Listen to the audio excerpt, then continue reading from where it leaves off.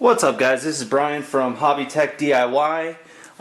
Today, just a quick little video. I'm doing a dual battery kit for the Polaris RZR. Installing a bunch of audio equipment, an amp, a head unit, some speakers, an intercom, and I needed a way to mount the fuse box. And you can mount it right up against the firewall, which a lot of people do. I know Vent Racing sells a little amp or a little mounting bracket with a fuse box on it. Little spendy. It's really not too bad when you consider the cost of the fuse block, and it comes with the tray. It's not too bad, but I wanted a little more space to mount things up here. I have a few more things that may go up here. And so I just made this little, this is ABS plastic, 1/8 inch. I bought it on Amazon. I bought, I think, 8 sheets of it for right around $50 or so. And so here's what I made. I drilled a hole right here for this overflow hose. I cut it to size, and then I notched out the back end for these notches right here. It sits in here really nice. And then to mount it on the back, I took a piano hinge from Home Depot that was like 15 bucks, maybe less, and I've used it for 3 or 4 different projects. So I just cut half of that piano hinge and trimmed it to fit these holes right here and slid it under there, and then I drilled a few holes in the sheet and zip tied it around the piano hinge, and it looks nice.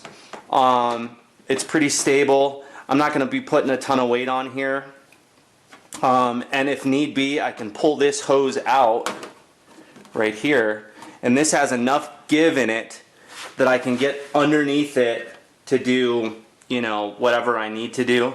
There is that diagnostics harness against the firewall. I may move that up here just to make it easier if I need to get service done or anything like that. But real simple, easy, quick solution. Like I said, these sheets are like $5 a piece or something like that on Amazon, and they work really well for a number of things. As far as cutting it, I think for this one I actually had to trim it. I used my miter saw.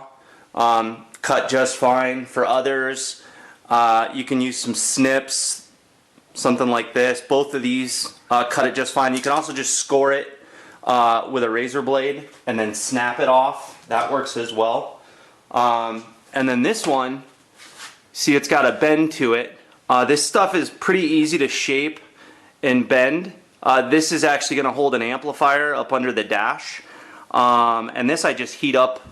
I used a heat gun, and then I attached a bar right across here, clamped it down, and then I heated it up and just bent it with that bar attached. So I got a good bend on it. The angle fits what I needed for the to mount the amp up front. So it worked out really well. Easy solution. So there you have it. There's a nice, easy mounting tray for your fuse block or whatever else you need to put up here under the hood. So that's it. If you're interested in the rest of the install, I'm doing documenting the full dual battery installation. I have mine going through a relay, and then that relay goes to a switch in the dash, so I can turn this, basically this fuse block, on and off with a switch, and this will control all my accessories except for the amplifier. I have on its own run on a fused wire straight back to the battery, but that has a remote turn on lead, which I will hook up to that switch as well. So that's it. Thanks for watching.